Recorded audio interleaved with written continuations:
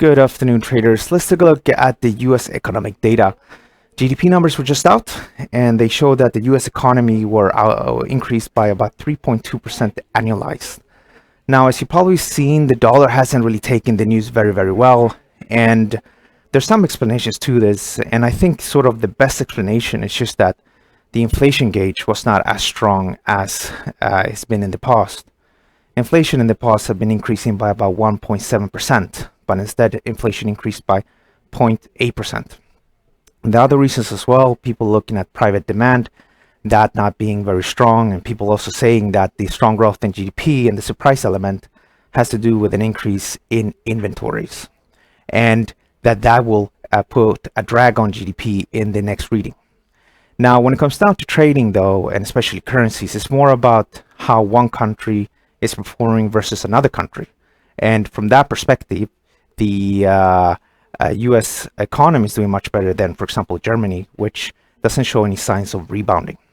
Now, let's take a look at some of the charts, and this is the dollar index, and the market is now trading slightly lower, which makes perfect sense, especially from a technical point of view, but then again, because of this disappointment in the inflation figures.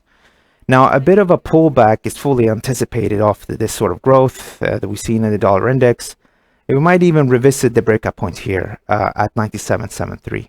And, you know, the trend is bullish just above, I would say, the breakout candle. And if we're going to follow the rules strictly when it comes down to trading, I would say that the important level is down here, which is the 97.26 level.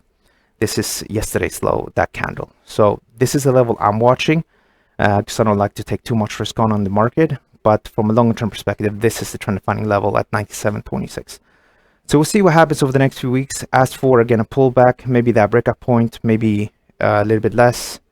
Fib from this last move gives us these three levels, which make perfect sense.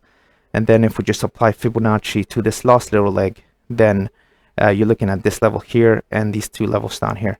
So most likely, I think there's a bit more downside, but then I guess that would be limited. Okay, thanks so much for watching, and don't forget to subscribe to our channel. Thank you.